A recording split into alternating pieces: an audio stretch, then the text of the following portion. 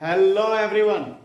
आज हम लोग बैंक ट्रांजैक्शंस के जर्नल एंट्रीज देखेंगे। इसके पहले जो भी सारे एंट्रीज देखे उसमें कहीं ऐसा कोई नहीं था जिसमें कि हमने चेक से पेमेंट किया था या हमें चेक से पेमेंट मिला था, तो इसमें बैंक का कोई इन्वॉल्वमेंट नहीं था। पर बिजनेस में ये आज के समय में बिजनेस का हर एक बिजनेस का जो ट्रांजेक्शन्स होता है उसमें बैंक का इन्वॉल्वमेंट होता ही होता है लगभग बिजनेस में।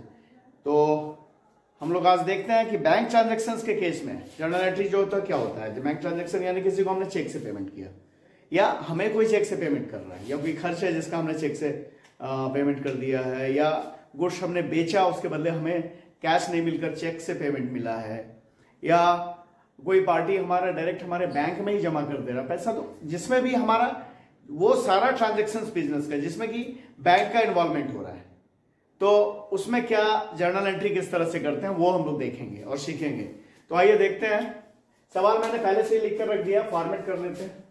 जर्नल का जो फॉर्मेट है आपको मालूम ही है।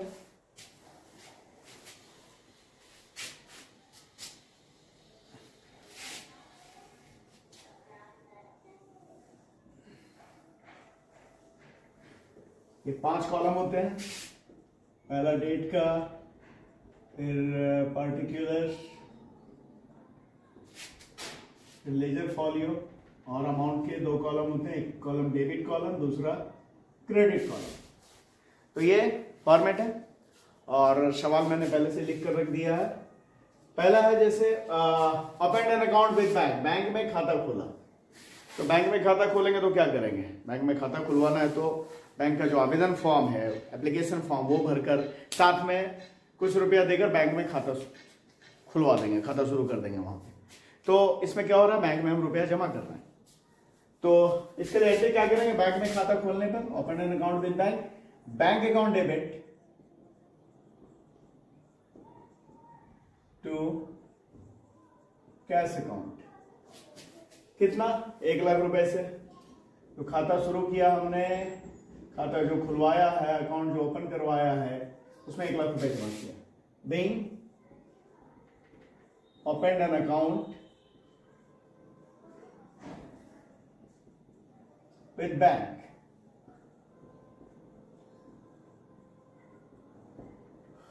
दूसरा कैश डिपॉजिटेड इनटू बैंक। इसमें भी सेम एंट्री होना है क्योंकि यहां भी रुपया बैंक में जमा कर रहे हैं। जब खाता हमने खुलवाया उस समय भी बैंक में रुपया जमा किया हमने और अभी फिर हम बैंक में रुपया जमा कर रहे हैं। तो इसमें भी सिमिलर एंट्री, जो एंट्री हुआ खाता खुलवाने का वही एंट्री करेंगे, cash deposited into bank, bank में रुपया जमा करने पर। तो एंट्री होगा bank account debit to cash account. कितना, 1,25,000।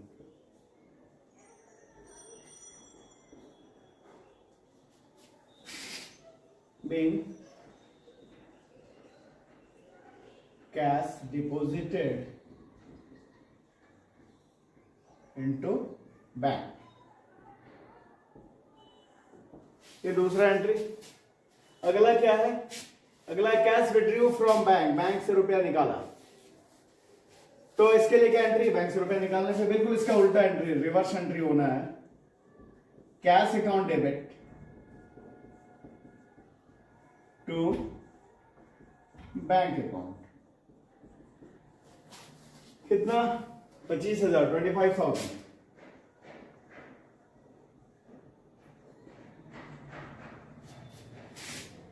being cash withdrew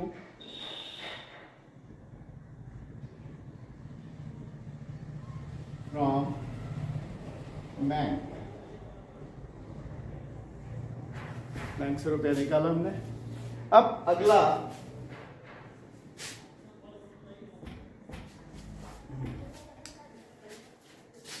cash withdraw from bank for office use. यहां भी ऑफिस के प्रयोग के लिए, ऑफिस के यूज के लिए हमने रुपया निकाला है। यहाँ पे ऑफिस यूज नहीं लिखा हुआ है कैश विड्रॉ फ्रॉम बैंक, तो भी क्या है कि ऑफिस के लिए, बिजनेस के लिए पैसा निकाला है। और यहाँ पे ऑफिस यूज लिखा है तो यहाँ तो बिजनेस के लिए साफ बता ही रहा है कि ऑफिस यूज यानी बिजनेस के लिए पैसा निकाला गया है। और यहाँ जब नहीं भी लिखा हुआ है तो ये ऑफिस यूज के लिए निकला है। तो वहां जो एंट्री हुआ वही एंट्री यहाँ भी होना है, क्योंकि इन दोनों ही केसेस में क्या हो रहा है कि बैंक से रुपया बिजनेस में आ रहा है। तो cash account debit to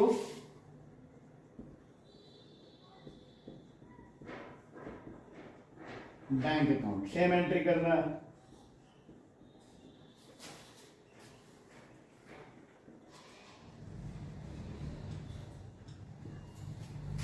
being cash withdrew from bank.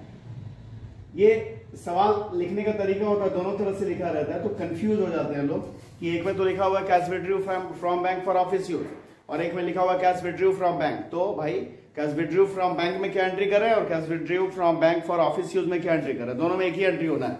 दोनों का मतलब यही हुआ कि बैंक अकाउंट से बिजनेस में पैसा आ रहा है, जो बिजनेस का जो बैंक अकाउंट है उससे बिजनेस में पैसा लिया जा रहा है, तो दोनों में ही सेम एंट्री होना है, cash account debit to bank account. अगला देखते हैं,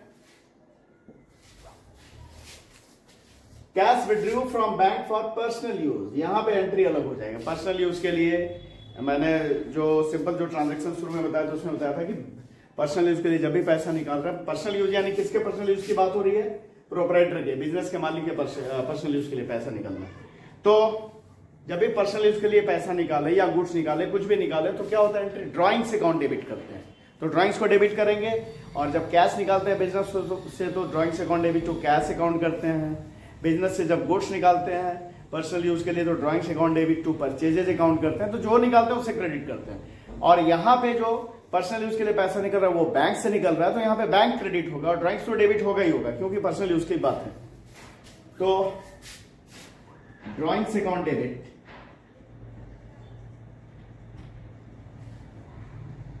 टू बैंक अकाउंट, कितना 10,000, 10,000 रुपए निकाले गए पर्सनल यूज के लिए, प्राइवेट यूज के लिए या डोमेस्टिक यूज के लिए, इस तरह से लिखा रह सकता है। तो सब में वही होना है, मतलब साफ है कि बिजनेस के प्रोपराइटर अपने पर्सनल यूज में वो पैसा ले रहा है। और बीइंग कैश विथड्रॉ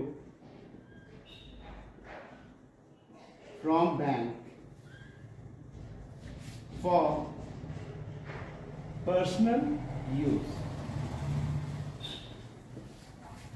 ये हो गया। आगे देखते हैं, अगला एंट्री है paid salary through cheque. Salary का पेमेंट हमने चेक से किया, तो एंट्री क्या करेंगे,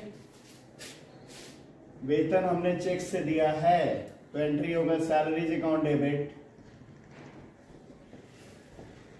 टू बैंक अकाउंट। कितना, 5,000।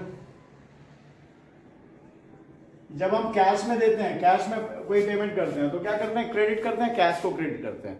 और जब चेक से पेमेंट कर रहे हैं तो क्रेडिट कैसे करेंगे, इसलिए कि पैसा हमारा जो भी कटेगा बैंक अकाउंट से कटेगा, तो यहाँ पे बैंक को क्रेडिट करेंगे। तो सैलरी दिया हमने, इसके जगह रेंट भी हो सकता था, तो अगर रेंट हमने चेक में दिया होता तो rent account debit to bank account. अगर हमने कमीशन चेक से दिया होता तो commission account debit to bank account. यानी कोई भी खर्च हमने चेक से पेमेंट किया होता तो वो खर्च account debit to bank account, bank credit होता है। being paid salary through check,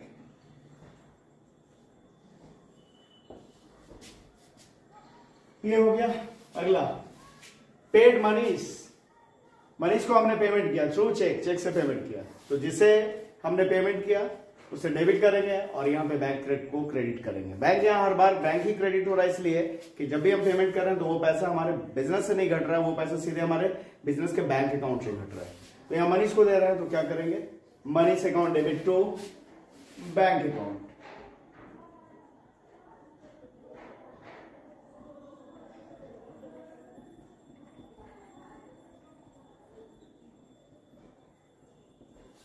$10,000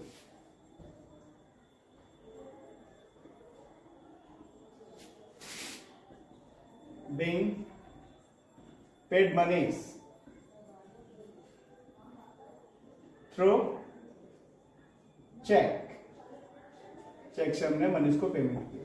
कोई भी हो सकता है, राहुल, मोहन, कोई कंपनी, जिसको भी हमने पेमेंट किया चेक से, तो उस पार्टी को डेबिट करेंगे और वहां पे बैंक को क्रेडिट करेंगे।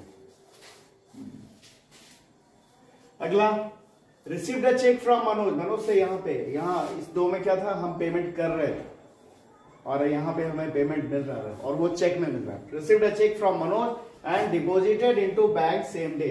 चेक मनोज से हमें मिला और वो जो चेक है उसे हमने सीधे उसी दिन बैंक में जमा करा दिया। तो क्या एंट्री करेंगे? तो एंट्री होगा, बैंक को डेबिट करेंगे, बैंक अकाउंट डेबिट, बैंक में पैसा हमारा बढ़ेगा, बैंक अकाउंट डेबिट टू, किससे लिया हमने चेक? मनोज से, टू मनोज अकाउंट। कितने का लिया भाई? तो 20,000, 20,000। being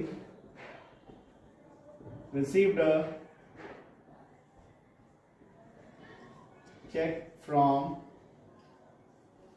Manoj and deposited into bank. ये हो गया। अगला, received a check from Rajan which was not deposited into bank rupees 25,000। राजन से, जिस तरह मनीष से हमने चेक लिया था, यहाँ पे हम राजन से चेक ले रहे हैं, लेकिन यहाँ पे ये लिखा हुआ है कि वो चेक बैंक में जमा नहीं हुआ है। ठीक है, तब यहाँ पे क्या एंट्री होगा? चेक हमारे पास तो आया, पेमेंट हमें मिला है राजन से, लेकिन वो चेक हमने बैंक में जमा नहीं किया है, तो बैंक अकाउंट तो हमारा बढ़ेगा नहीं। तो उस दिन क्या करेंगे? उसका करेंगे entry cheque in hand account debit, cheque in hand account debit to Rajan account. कितने का चेक मिला है? 25,000 का।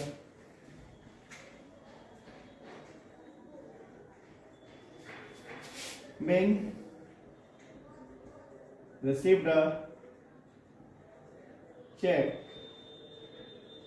from Rajan। ठीक है, अब अगला, Rajan cheque was deposited into bank. Rajan से चेक मिला था हमें, हमने क्या एंट्री किया था? चूंकि वो बैंक में जमा नहीं हुआ था, तो उसके लिए क्या एंट्री किया था हमने? Cheque in hand account debit to Rajan account. और वो चेक, राजन चेक किसी और दिन, नेक्स्ट डे या 4 दिन या 10 दिन बाद, 3 महीने की वैलिडिटी होती है चेक की, उस 3 महीने के दौरान कभी भी, चूंकि बिजनेस में इतना हमेशा टाइम नहीं कि जैसे ही चेक मिला झपट कर और दौड़ कर चले गए बैंक जाकर जमा कर दिया।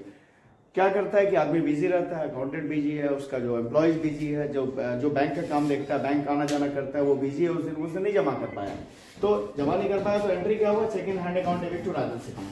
अब वो अगले दिन या किसी और दिन जब उसे टाइम मिले तो बैंक गया, बैंक जाकर वो चेक जमा किया, उस चेक को जो राजन का चेक था। तो उस दिन क्या एंट्री होगा? उस दिन एंट्री होगा bank account debit to cheque in hand account. Amount क्या रहेगा? यहां पे अमाउंट भी नहीं लिखा रह सकता, नहीं लिखा रहेगा, तो भाई अमाउंट तो पता ही है राजन का चेक कितने का है हमारे पास? 25,000 का। वो चेक जब अगले दिन या किसी और दिन जब बैंक में जमा होगा तो ये एंट्री हो जाएगा, bank account debit to cheque in hand account. Being, गलती ये नहीं करना है, बहुत लोग करते हैं कि फिर से बैंक अकाउंट डेबिट, राजन का चेक बैंक में जमा हुआ तो बैंक अकाउंट डेबिट टू फिर राजन अकाउंट लिख दिया। नहीं, वो तो राजन से लिया, वो तो एंट्री कर चुका है हमने। अब वो चेक ही, वही चेक जो राजन वाला, वो बैंक में जमा हो रहा है, तो यहां पे एंट्री होगा bank account debit to cheque in hand account. Being Rajan's check deposited into bank. ये हो गया। आगे देखते हैं, अगला है received a cheque from Gautam 30,000 which was not deposited into bank. तो ये इस तरह का एंट्री तो अभी तुरंत हमने बनाया। तो क्या है? चेक हमने गौतम से लिया और उस चेक को अभी बैंक में जमा नहीं किया है, तो एंट्री क्या करेंगे? जिस तरह पिछले एंट्री में किए थे वही सेम एंट्री करेंगे, cheque in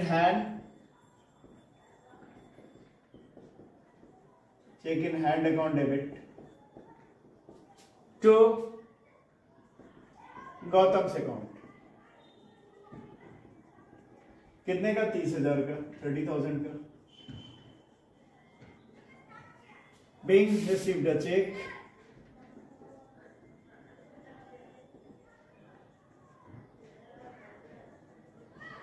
from Gautam which was not deposited into bank. ये हो गया, गौतम से चेक लिया हमने, चेक को बैंक में अभी जमा नहीं किया तो क्या एंट्री हो गया, cheque in hand account debit to Gautam से अकाउंट। नेक्स्ट है Gautam cheque was endorsed to Vinay. Gautam का चेक जो हमारे पास था उस चेक को हमने क्या किया, विनय को दे दिया। जैसे हमें गौतम से रुपए लेने थे तो उसने हमें चेक दिया, उसी तरह विनय हमारा था जिसे हमें पैसे देने थे, तो क्या किया हमने कि गौतम का चेक विनय को दे दिया। तो यहां पे चेक का एंडोर्समेंट हो रहा है, एंडोर्स किया जा रहा है, तो क्या एंट्री करेंगे, ये सेम डे नहीं हो रहा है। गौतम वाला चेक हमारे पास पहले आया तो हमने एंट्री किया cheque in hand account debit to Gautam से अकाउंट, और वही चेक हम विनय को दे रहे हैं। तो अब यहां पे क्या एंट्री होगा, विनय अकाउंट डेबिट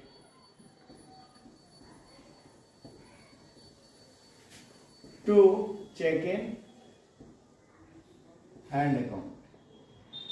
कितने का चेक था गौतम वाला हमारे पास, 30,000 का, तो 30,000 का एंट्री कर दिया। फिर हमने 30,000 का चेक किसको दे दिया, तो भाई विनय को दे दिया।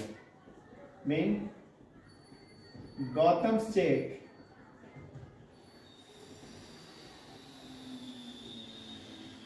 Endorsed to Vinay. ये हो गया। अब अगला क्या है, received a cheque from Naveen and endorse the same to Sanjay. यहां पे क्या हो रहा है, चेक लिया नवीन से और संजय को दे दिया, उसी दिन इंडोर्स कर दिया।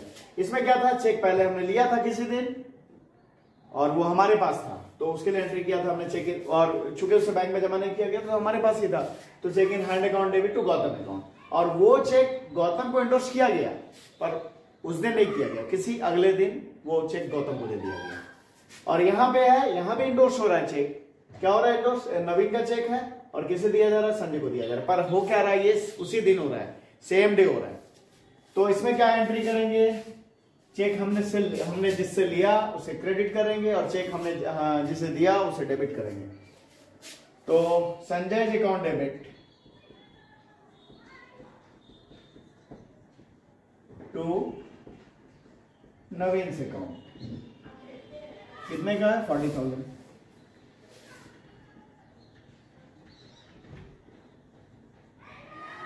Link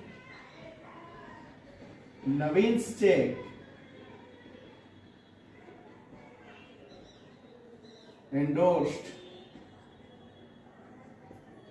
to Sanjay. ये हो गया। तो आज इतना पे रहने देते हैं और बैंक ट्रांजैक्शन की और भी एंट्रीज हैं जो अगले वीडियो में देखेंगे। और अगर आपको हमारे वीडियोस पसंद आ रहे हैं, आप इससे कुछ सीख रहे हैं, तो चैनल को लाइक करना, सब्सक्राइब करना भूलेंगे नहीं। Thank you.